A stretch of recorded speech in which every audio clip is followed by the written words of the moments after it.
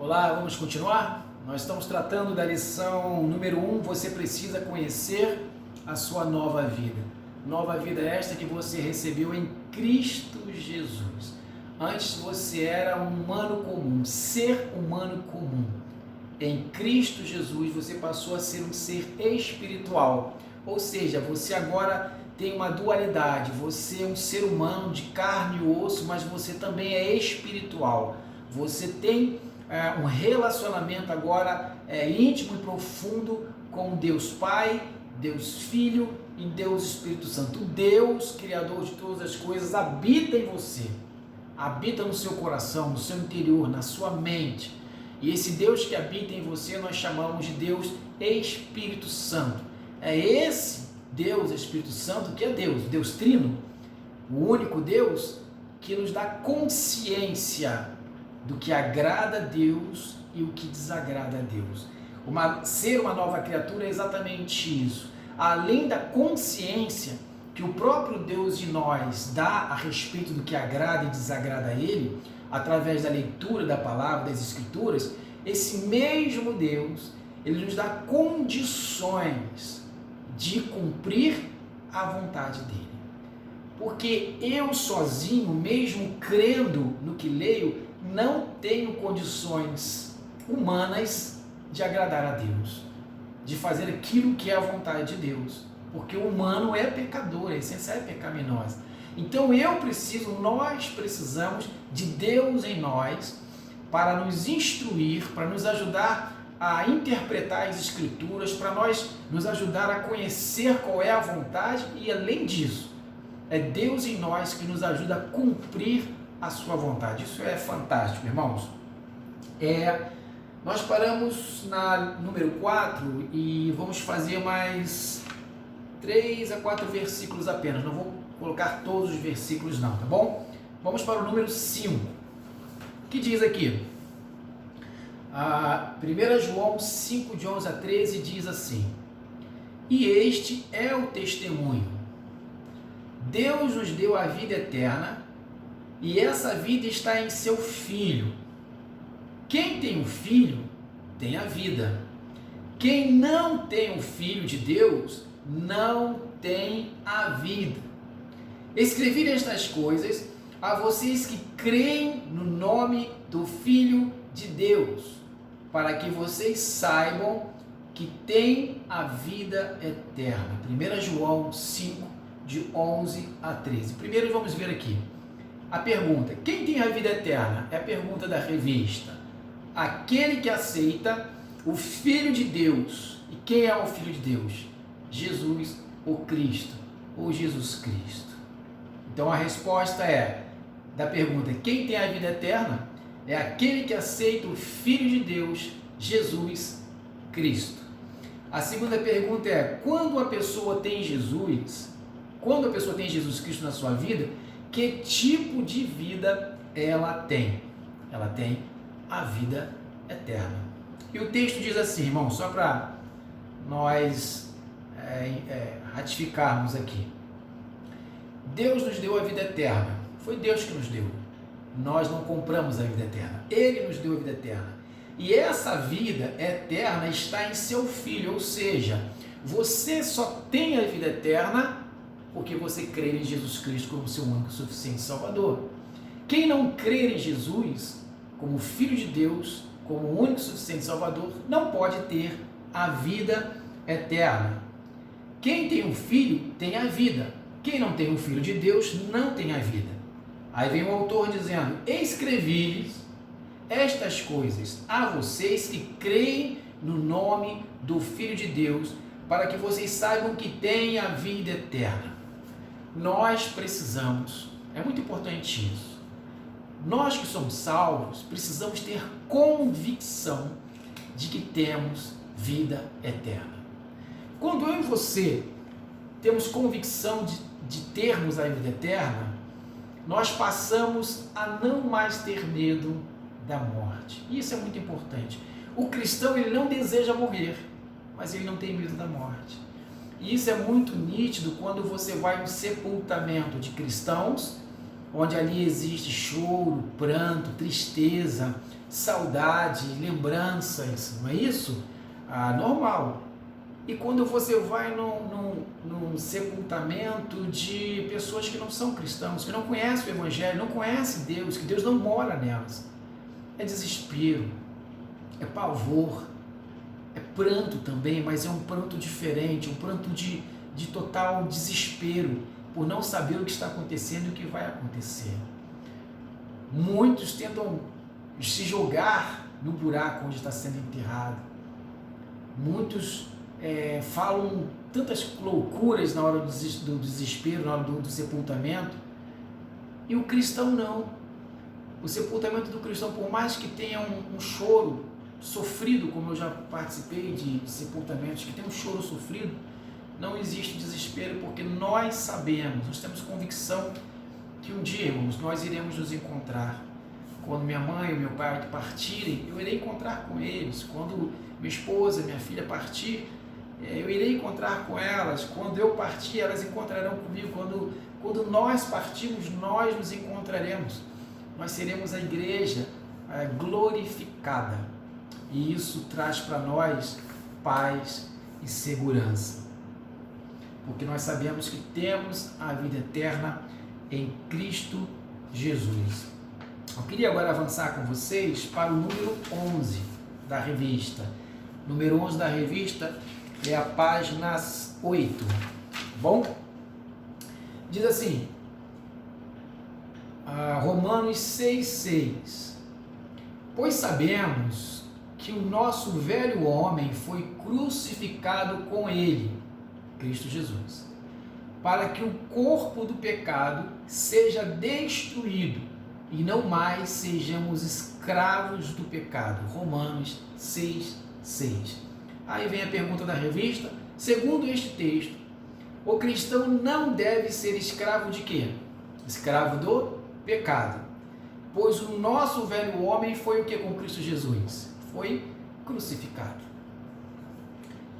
Nós, antes de ter um encontro com Cristo, antes do Espírito Santo de Deus morar em nosso coração, nós éramos escravos do pecado, escravos da nossa vontade, escravos do nosso egoísmo, escravo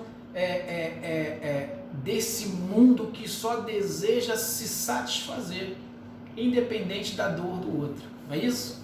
Mas, quando Cristo entrou em nosso coração, quando nós tivemos um encontro com Cristo, e assim como Saulo, as escamas de nossos olhos caíram e nós passamos a perceber tanto o mundo físico quanto o mundo espiritual. A partir desse momento, nós passamos a não mais ser escravos do pecado. Nós continuamos sendo seres humanos. Você não virou anjo. Você não virou nenhum ser celeste quando teve encontro com Cristo, nem eu. Continuamos sendo seres humanos com vontades pecaminosas. A diferença é que o pecado não nos domina, como dominava. Agora é Cristo em nós, é o Espírito Santo trabalhando na minha mente, na sua mente, na nossa consciência, e cada vez que você ler mais a palavra, cada vez que você estuda mais a palavra, mais você se enche da presença de Deus, e esse Deus mais controla o seu coração. E você passa, não vivo mais eu, mas Cristo vive em mim. Você passa a viver sendo impulsionado pela presença de Cristo Jesus em você. Por isso que o texto está dizendo que nós crucificamos o nosso velho homem. O homem foi crucificado juntamente com Jesus. Nós morremos. Jesus morreu na cruz. Ressuscitou ao terceiro dia, mas ele morreu. Quando foi crucificado, ele morreu. E quando fala que nós fomos crucificados com Jesus, significa que este homem velho e pecador não é mais dominado pelo Adão que existe dentro de mim, mas é Cristo ressurreto que habita em mim, que nós chamamos de Espírito Santo de Deus, que me dá vida neste mundo, vida em abundância, me ajudando a conhecer a vontade de Deus e a praticar a vontade de Deus. Número 12, o texto de Gálatas 2,20 diz assim: quando o velho homem foi crucificado, diz assim, Fui crucificado com Cristo. Assim já não sou eu quem vive, mas Cristo vive em mim. A vida que agora vivo no corpo, vivo-a pela fé no Filho de Deus, que me amou e se entregou por mim. Olha o que Paulo diz. A vida que agora vivo no corpo, ou seja, ele continua vivo, continua sendo um ser humano. Vivo-a pela fé no Filho de Deus, que me amou e se entregou por mim. Morreu e ressuscitou por mim e por você. Quando o velho homem foi crucificado, ele, ou seja, o velho homem, morreu. Morreu para onde, irmãos? Morreu para o mundo, morreu para a sua vontade. Continuamos vivos em carne e osso, mas a minha vontade morreu para o mundo e para o pecado. Agora passa a viver uma nova vida pela fé em Jesus Cristo. Isto é, isso é importante. Jesus produz em nós o desejo de fazer a sua vontade. Jesus produz em mim o desejo de fazer a vontade de Deus. Jesus produz em você o desejo de fazer a vontade de Deus. Fazer a vontade de Deus não é uma obra humana. Obedecer a Deus não é uma obra humana, carnal. É uma obra espiritual, é uma obra sobrenatural. E só é possível um ser humano como eu e você fazer a obra de Deus se Deus morar em mim, morar em nós. Para que Deus more em mim, more no meu coração, habite em mim, habite em você, é preciso eu crer que Jesus foi morto na cruz do Calvário por amor a mim. É preciso eu olhar para a cruz e entender eu deveria estar lá, não ele. Entende? Eu deveria ter sido crucificado e não ele. Mas o amor de Deus por nós arrancou de nós os nossos pecados e jogou em Cristo Jesus na cruz do Calvário o meu pecado, o seu pecado, o pecado de toda a humanidade, para que Cristo na cruz do Calvário morresse, expiasse, apagasse os nossos pecados. Quando Deus olha para nós, Ele não me vê como pecador, Ele vê o sangue de Jesus derramado sobre mim, sobre você. A ira de Deus que estava sobre mim era aplacada no sangue de Jesus que foi derramado sobre a minha vida. Então os meus pecados foram expiados não por mim mesmo, mas por Jesus na cruz do Calvário. Então a ira de Deus sobre mim, a condenação que Deus tinha sobre mim, foi expiada, foi apagada, foi comprada por um preço muito caro, que é a morte de Cristo Jesus na cruz do Calvário. Exercício número 13. Não, número 12 ainda, a pergunta. Segundo este texto, o cristão está crucificado com quem? Você está crucificado sozinho? Não. O cristão está crucificado com Cristo. Essa é a diferença. Se você fosse crucificado sozinho, você simplesmente morreria. Pagaria a sentença de morte, mas não receberia a paz em Cristo, a restauração, o relacionamento com Deus e a vida eterna. Então você foi crucificado com Cristo. Por isso que você vivo está e permanecerá vivo eternamente. Não foi crucificado sozinho. E aí, continuando. Segundo este texto, o cristão está crucificado com Cristo, não é sozinho. E é Cristo que vive nele. Por isso, a vida agora é nova, pois é vivida pelo quê? Vivida pela fé.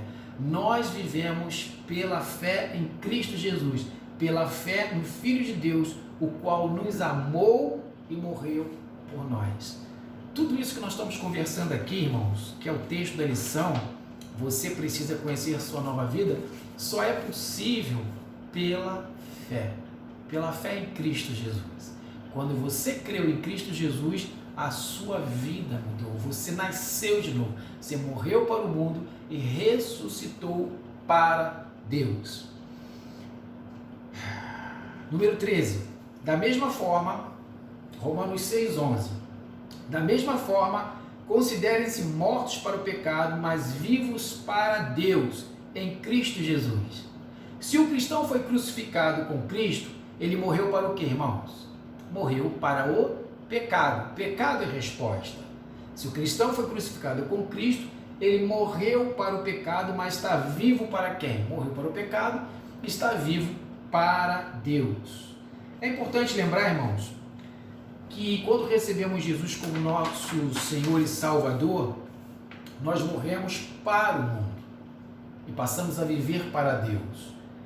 Nós morremos para o nosso eu, para a minha vontade, para os meus desejos, para o meu egoísmo, entende? E passamos a viver a vontade de Deus, passamos a viver para os desejos de Deus, pois passamos a confiar em quem? Não mais em nós mesmos. Nós passamos a confiar em Deus, depositar a confiança em Deus, ao invés de depositar a confiança em nós mesmos e nas nossas obras. Nós confiamos em Deus e nas obras de Deus. Segundo, a nova vida é Cristo vivendo através de nós, é Cristo produzindo em mim os seus feitos. Devemos ser então orientados pela palavra para fazer o que Deus deseja. Como é que você vai fazer o que Deus deseja? Como é que você vai fazer a vontade de Deus? Você precisa de sinais, você precisa de placas, você precisa de um manual, não é isso? Quando você compra um equipamento novo, você precisa de um manual para poder usufruir de todo o equipamento. Qual é o seu manual para você conhecer a vontade de Deus? É a Bíblia. Bíblia é a palavra de Deus. Quando você abre a Bíblia, é Deus falando com você. Quando você está lendo os versículos, estudando, lendo e relendo, é Deus te orientando, te dando instruções. Instruções essas que vai te trazer paz. Instruções essas que vai te trazer refrigério. Instruções essas que vai te trazer sobriedade, serenidade. Vai te trazer sabedoria para você poder tomar decisões importantes de acordo com a vontade de Deus. E quando você toma decisões importantes de acordo com a vontade de Deus, você é abençoado. Eu queria concluir dizendo para vocês que essa nova vida que vocês recebem, que nós recebemos, ela tem um caminho. Você precisa crescer. E esse caminho vai te conduzir a 3 coisas muito importantes. Primeiro, você precisa batizar, crer e ser batizado. Não é possível alguém dizer que é cristão e não se batizar, se recusar a batismo. Aquele que diz que é cristão e se recusa a batismo, ele pode até estar salvo, mas está em estado de desobediência.